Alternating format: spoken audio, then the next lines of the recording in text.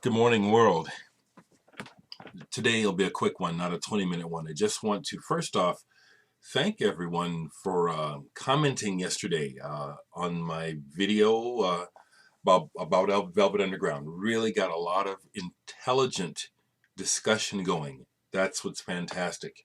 You know, even on Facebook, I only had one person bother to say, "Oh, I don't agree with you. Velvet Underground is great." And it's like, again, I always expect that because some people miss the point. It's not about defending or anything. I'm just talking. Just talking. Um, so I love seeing the discussion. I love seeing the interaction between people because it says a lot about you. And it takes intelligence to discuss things with a calm head and perspective, letting people have their say and not feeling like you have to do something about it. This is hard, but this is a real test of intelligence and maturity, which is why I bring this shit up, is when people can, like, for example, Jeff Recordman 1958. Love Jeff. I really do. And I'll get a hold of you, Jeff, if you watch. I don't get a hold of people all the time. I'm not a caller. But Jeff and I, big parts of our tastes are very different. And he listens to music that I just really cannot stand. But he's my friend. And the same is true of anyone that on here that, if we were to meet in public, in person, it would be completely different. I honor people. You know what I'm saying? We don't have to think the same for me to love you as a part of me, as a part of reality. I got that. I see everyone as my brother and sister. Um, we don't have to agree on things. We don't, and it's what makes the world go round. I'm going to keep pushing my point. I got a strong point here, though, and I think that there's not enough people trying to push for this. So this is my contribution. Like I said yesterday, and it is true, we are all entitled to exactly love what we love. We're entitled to eat what we like, be around the people that we like, listen to the music that we like, read the books that we like, or not. Is there a difference in levels of intelligence and all that? Yes, there is. My only point is we could use more intelligence. That's my only point. We got a lot of dumb people going around just being dumb. Could use some intelligence. And yeah, Elabox. I have learned a lot from music. So yesterday, I went for my walk, and I knew that I wanted the Sigur Rós 10-inch. So I knew I was going to buy that, and I'm looking forward to show it. Here it is. I think I bought one other used album, but I bought the Sigur Rós Verut, and this is beautiful. I mean, I love their music. It doesn't sound the same. I think that's what's cool. It's like if you listen to it on a surface level, it sounds the same. But once you become active with the music, a whole world appears. That's what I'm talking about. This is really cool. It plays from the inside out. It plays from the inner groove to the outer groove. Both sides. Very cool. It's really cheap too, less than $10. It says it's a limited edition, but they probably made thousands of these, so I bought that. I was very, very, very aware of the fact that I really don't have any money to spend, but god damn it, I want to buy some records. So right quick, more on the VU and about music and stuff. I got big ears, and I love all kinds of music. I love noise. I love scratchy music. What I forgot to say yesterday about the Velvet Underground is when I first heard Joy Division, that was my thought. Oh, somebody's doing Velvet Underground right. Honestly, that's what I heard. The first time I heard Joy Division, I thought I heard Velvet Underground done right for my ears. I hear the Velvet Underground's influence in a lot of music that I love. A lot of music that's been influenced by Velvet Underground, I like. They've taken the idea and made it something I like. Sonic Youth is a perfect example. When I first heard Sonic Youth, I liked it. I did. And they are babies of Velvet Underground in that whole ilk. but Sonic used just works on a whole lot of levels, for me. Okay, and here's another band that maybe will surprise some of you that I like, Fugazi. Picked this up yesterday for nice and cheap. Now this is an example of where someone, unfortunately, the record looks really clean, but it's a little gouged. Someone's needle was fucked. That is one thing that I don't like about buying used records, is sometimes you can't see the damage. This one plays okay. You can tell which songs they really liked. So this music is scratchy. Someone could say, well, how can you say you like the Fugazi but you don't like the Fall? I didn't say I don't like the Fall. I like the Fall. I just don't buy them. Now, actually, I would if I ever saw the records affordable, but you don't see Fall records affordable. I got to be in the mood also. Mostly what I like is, I know it when I hear it. Simple. But Fugazi, got to be in the right mood for this, But I really like Fugazi. I like Ian MacKay's essence as a person.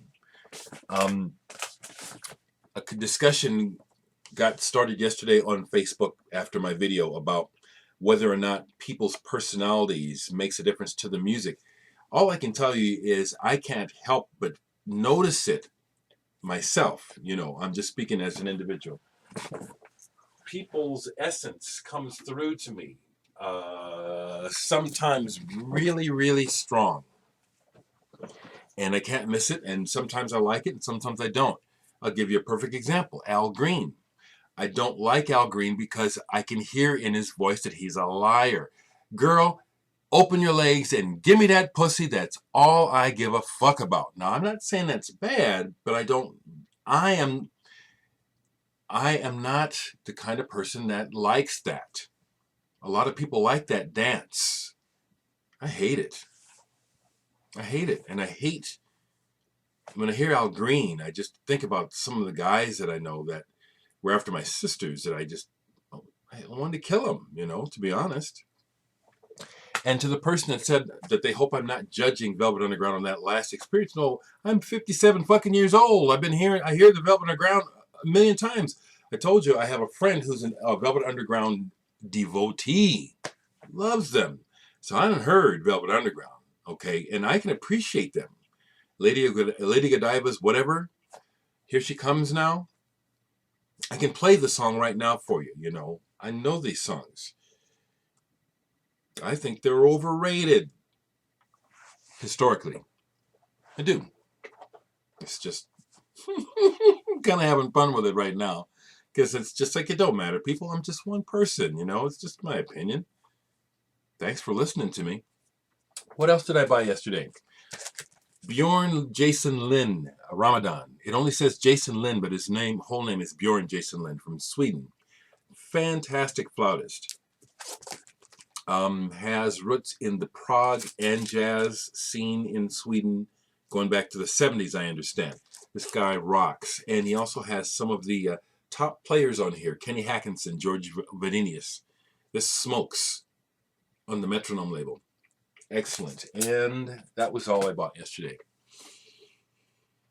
Excellent. So what's going on today? I'm in the studio with Sam Martin from Capgun Coup. I don't know what to expect because Sam is a real iconoclast. He's a true artist.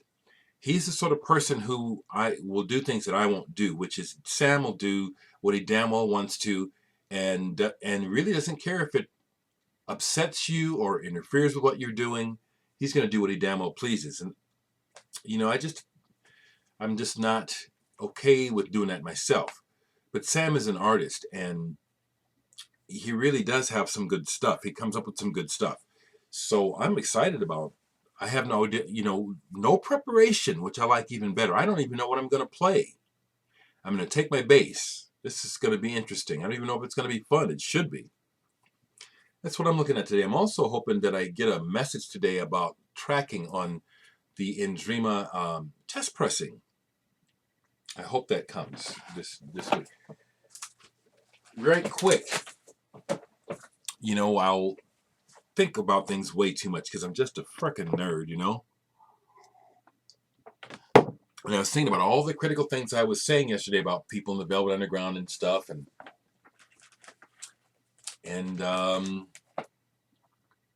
so I went ahead and popped my own record on for a second, which I don't often do. You know what I'm saying?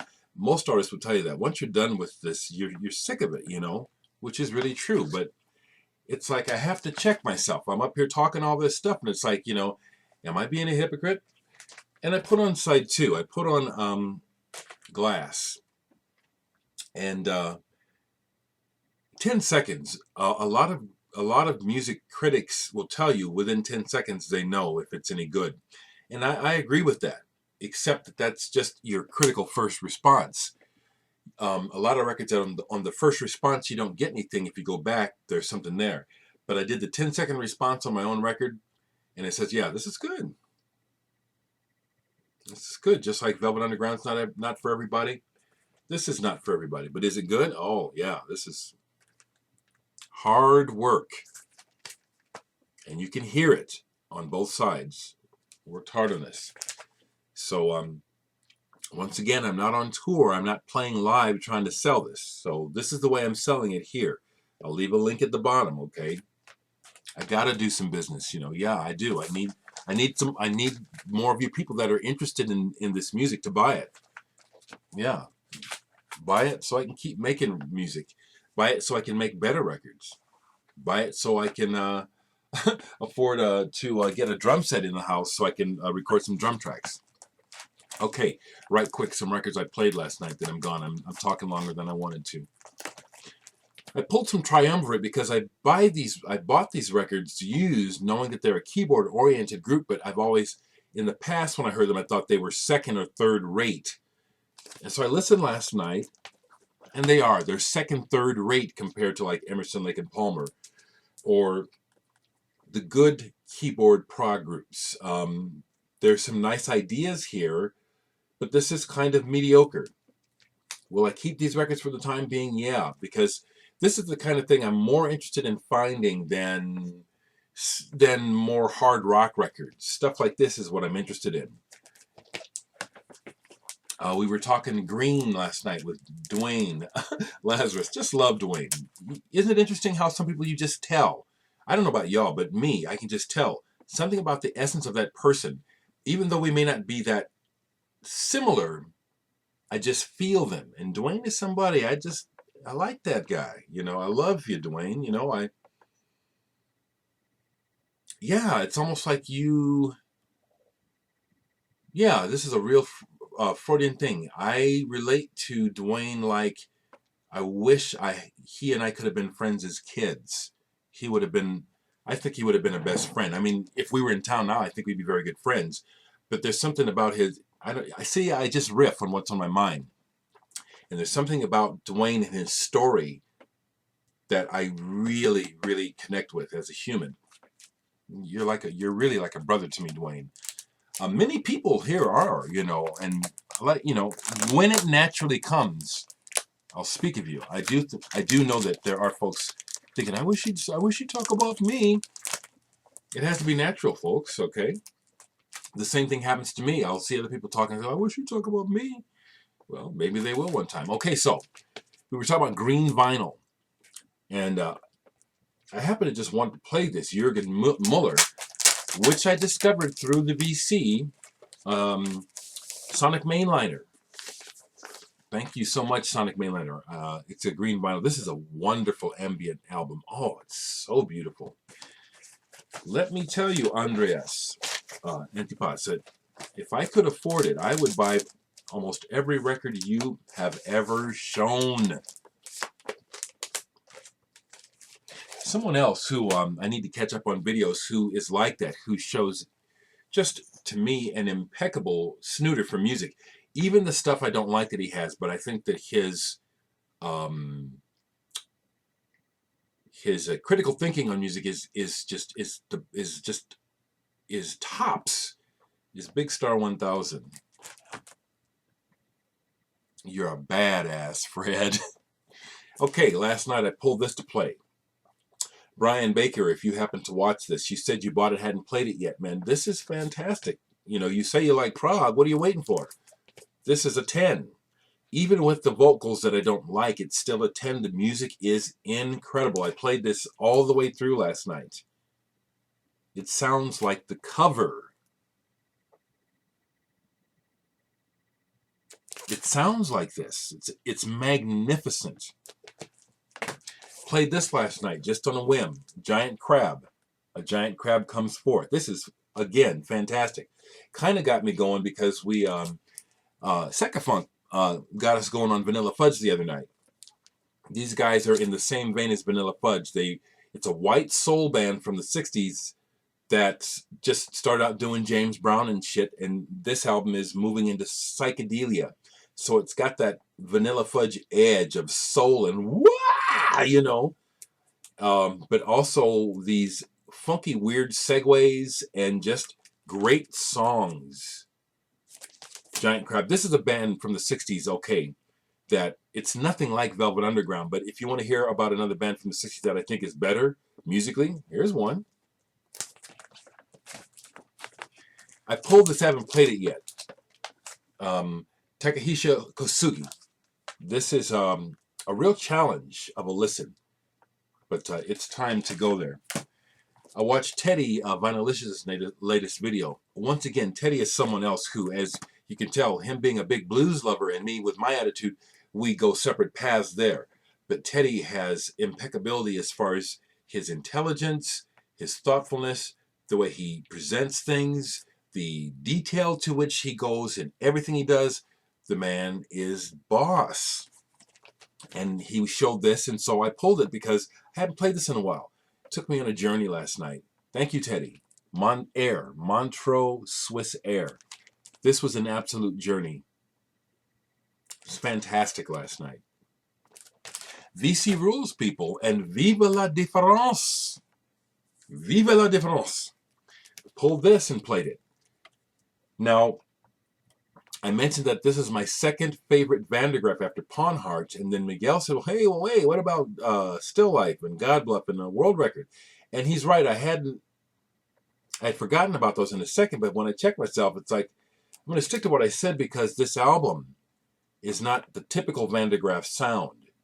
It's subtle. This is amazing. This is my second favorite Van de Graaff album. Yeah, above God Bluff.